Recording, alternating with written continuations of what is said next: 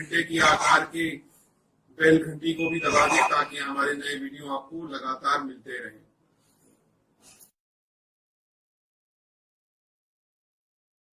नमस्कार दोस्तों, धर्म रहस्य चैनल पर आपका एक बार फिर से स्वागत है। आज लेंगे एक अनुभव को, साथ ही साथ साधना को भी, क्योंकि दिवाली का अवसर आ रहा है। ऐसे में कुछ तांत्रिक साधनाएं अवश्य ही करनी चाहिए। उन साधनाओं को जिनको करने से लाभ ही प्राप्त हो और आसानी से आर्थिक संपन्नता को भी प्राप्त किया जा सके।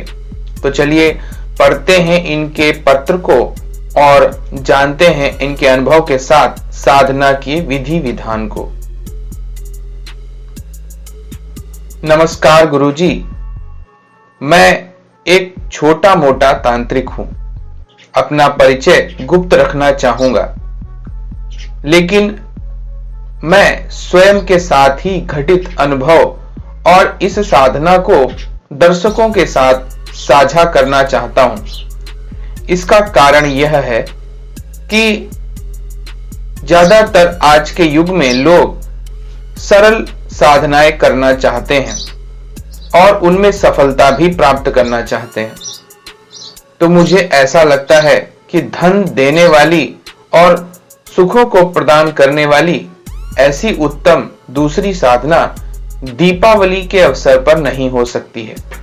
इसकी संपूर्ण विधि मैंने आपको प्रेषित कर दी है।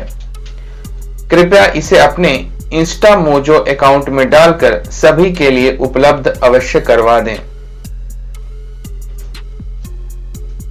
मैं दर्शकों को बताना चाहता हूं कि आज से 3 वर्ष पूर्व मैंने यह साधना की थी। उस दौरान जो अनुभव मेरे साथ घटित हुए वही मैं आपको आज बताना चाहता हूं। मैं धन की समस्या से थोड़ा ग्रसित था। समस्या थी तो सुझाव मैंने अपने पूजनियों से प्राप्त करने की कोशिश की। उनमें से कई लोगों ने मुझे धनदा रतिप्रिया साधना के विषय में बताया। सबका कहना था इस साधना को करने से लाभ अवश्य प्राप्त होता है। मुझ पर भी कर्जा हो गया था, इस कारण से मैंने इस साधना को करने की सोची। यह साधना केवल 7 दिनों की है और आपको दीपावली की रात को यह समाप्त कर लेनी चाहिए, ताकि 7 दिन पूर्व से आपकी साधना का फल आपको पूर्णतः से प्राप्त हो जाए। छोटी साधना होने के कारण आपको यह अवश्य ही करनी चाहिए। इस साधना के लिए मैंने जो विधि विधान है वह संपूर्ण आपको प्रेषित भी कर दिया है गुरुदेव। आप इसे सबके लिए उपलब्ध करवा दीजिए।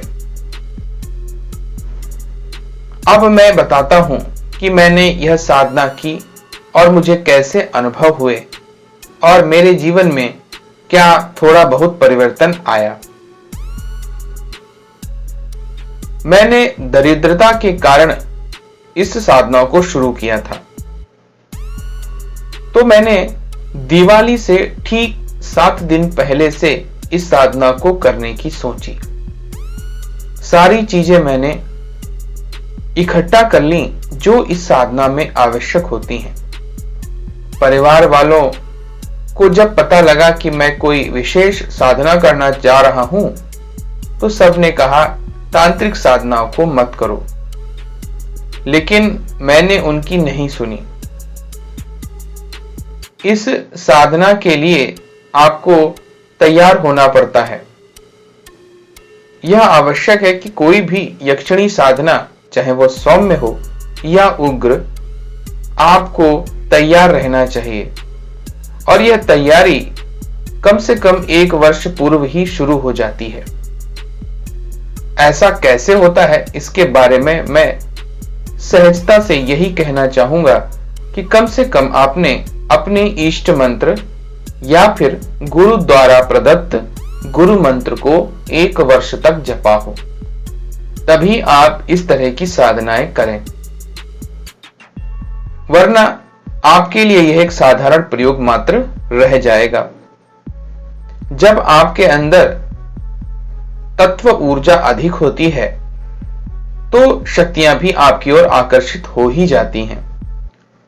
अन्यथा शक्तियां साधारण साधक समझकर केवल दूर से आशीर्वाद देकर चली जाती हैं। मुझे 1 वर्ष गुरु मंत्र लिए हुए हो चुका था, जिसका मैं लगातार जाप कर रहा था। गुरु की कृपा से मैंने अब साधना करने की सोच ली थी। मैंने अपनी पत्नी को इस कार्य हेतु तैयार कर लिया और मैं यह साधना शुरू कर चुका था। एक दिन साधना करने के बाद जब रात्रि को मैं सो रहा था, तब मुझे स्पष्ट एक सुंदर स्त्री स्वप्न में दिखाई दी। अत्यंत गौरवर्णी, बहुत ही दिखने में खूबसूरत वह लड़की मुझे एक जंगल में ले गई और कहने लगी, यहां हम लोग आंख मिचौली खेलेंगे। उसने मेरे आंखों पर पट्टी बांध दी और इधर उधर दौड़ने लगी। मैं उसे पकड़ने के लिए उसके पीछे पीछे जाता। वह कभी मेरे सिर पर हाथ फेरती, कभी कमर में, कभी जांघों पर, कभी होठों को छूकर निकल जाती। उसकी अटखेलियां कामुकता से भरी थी, लेकिन मुझे बहुत ही अधिक आनंद प्रदान कर रही थी। इस प्रकार वह खेल रात्रि भर चला। सुबह जब मैं उठा तो बहुत ही खुशी भरा महसूस कर रहा था। ऐसा लग रहा था मेरा बचपन वापस लौट आया हो। अगली रात फिर जब मेरी साधना संपन्न हो गई तो मुझे अचानक से ही एक राक्षसी स्वप्न में दिखाई दी, जिसने मेरा सिर पकड़ लिया था। वह अत्यंत क्रोध से भरी हुई मेरे सिर पर वार कर रही थी। मैं चिल्लाने लगा और मेरी नींद टूट गई। क्योंकि मैं जमीन में शयन कर रहा था और मेरी पत्नी बिस्तर पर लेटी हुई थी, तो वह उठकर बैठ गई और मेरे पास दौड़ कर आई। तभी मैंने हाथों से उसे इशारा किया कि कृपया वह मुझे ना छुए।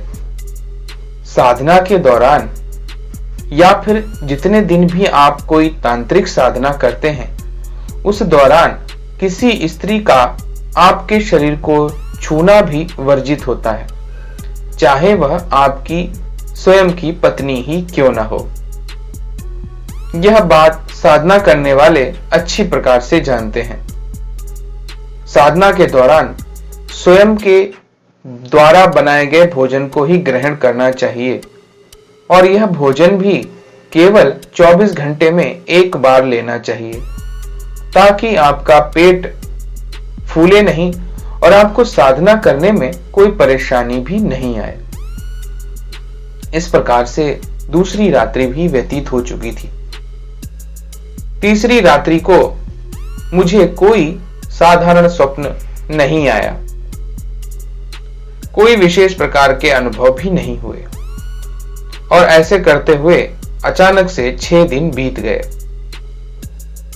उन छोटे मोटे अनुभवों को मैं यहां पर बताना नहीं चाहता, लेकिन दीपावली की रात वाला अनुभव मैं आपको अवश्य बताना चाहता हूं। मैं साधना कर रहा था। अचानक से ही साधना के दौरान मेरी आंख लग गई, ऐसा मुझे महसूस हुआ। सामने मुझे प्रत्यक्ष अत्यंत ही सुंदर एक स्त्री दिखाई दी। उसे देखकर मेरे मन में ऐसी भावनाएं आईं कि मुझे इसे प्राप्त कर लेना चाहिए, किंतु आत्मसंयम के कारण मैंने मन में सोचा, मेरे पास तो पत्नी है। वह स्त्री मेरे मनोभावों को समझ गई और तुरंत आकर मेरे पास मेरे ऊपर बैठ गई। अपने वस्त्रों को उतारने लगी। कहते हैं जिस की भी कमी हो वही कमी पर शक्तियां अपना असर दिखाती हैं।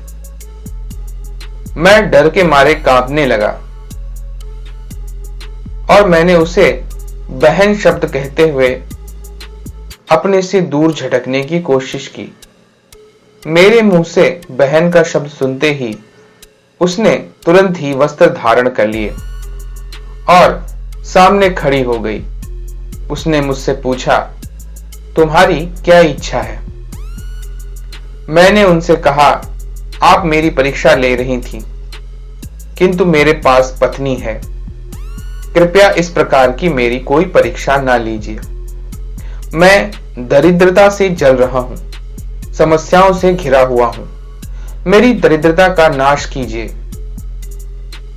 आप मेरी बड़ी बहन बनकर मेरा सदैव संरक्षण कीजिए, क्योंकि मैंने आपको बहन शब्द से ही पुकारा है। इस पर वह सुंदर सी स्त्री मुस्कुराकर कहने लगी, मेरा नाम रति प्रिया है।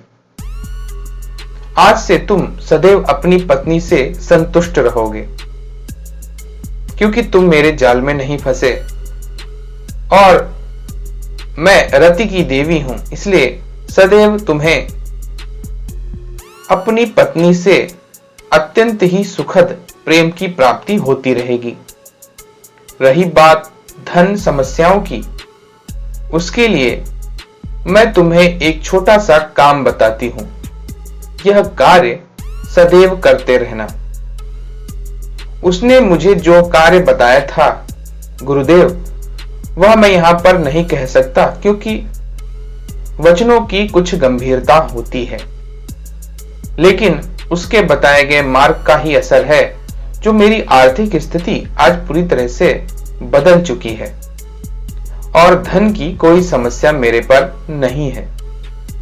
मैं भी यही कहना चाहूंगा सभी दर्शकों से कि साधना के दौरान अगर शक्तियां आपको कोई मार्ग बताती हैं तो उसको जनता में कभी भी प्रचलित ना करें। अपनी साधना के इस गोपनीय महत्व को किसी और को ना बताएं और अपने वचनों पर सदैव कायम रहें। आपकी जो परीक्षा ली जाती है उस पर भी दृढ़ रहें ताकि आपको असफलता ना मिले। रतिप्रिया देवी काम की ही शक्ति हैं, इसलिए काम से यहां पर बचने की आवश्यकता जरूर है। मेरी यही प्रार्थना है कि आप सभी लोग गुरुदेव के द्वारा प्रदत्त की गई इस विद्या को प्राप्त कर अपने जीवन को सुखमय बनाएं। एक बार फिर से मैं गुरुदेव श्री सूर्य प्रताप जी का अपने हृदय से उनका बहुत ही अभिनंदन करता हूं, क्योंकि वो धर्म का विशेष कार्य कर रहे हैं। मुझे इस साधना में सफलता मिली थी, इसलिए इसकी संपूर्ण विधि मैं आपको प्रेषित कर रहा हूं। जैसे आपने अपने इंस्टामोजो अकाउंट में बाकी साधनाओं को डाल रखा है, इसे भी डाल दीजिए ताकि सर्वजन के लिए यह उपलब्ध हो सके। आशा करता हूं कि मेरी इस साधना और अनुभव से लोगों को ज्ञान की प्राप्ति होगी। प्रणाम गुरुजी। तो देखिए, यहां पर इन्होंने इस साधना के विषय में सारा वर्णन दे दिया है। यह विधि आपको मेरे इंस्टामोजो अकाउंट में मिल जाएगी, वहां से इसको कोई भी बाय कर सकता है और इस साधना को आप कर सकते हैं। मात्र 7 दिन की यह साधना करके आप उसी प्रकार लाभ प्राप्त कर सकते हैं जैसे माता लक्ष्मी की दीपावली पर होने वाली साधना में लाभ प्राप्त किया जा सकता है। अगर आपके पास समय हो तो 7 दिन की यह साधना अवश्य करके देखें और अपने आप को लाभान्वित करें। जितने लोग भी गुरु मंत्र लिए हैं वह सारे लोग यह साधना कर सकते हैं। तो अगर आज का वीडियो आपको पसंद आया है तो लाइक करें, शेयर करें, सब्सक्राइब करें चैनल को अगर चैनल पर नए हैं तो। आपका दिन मंगलमय हो। धन्यवाद।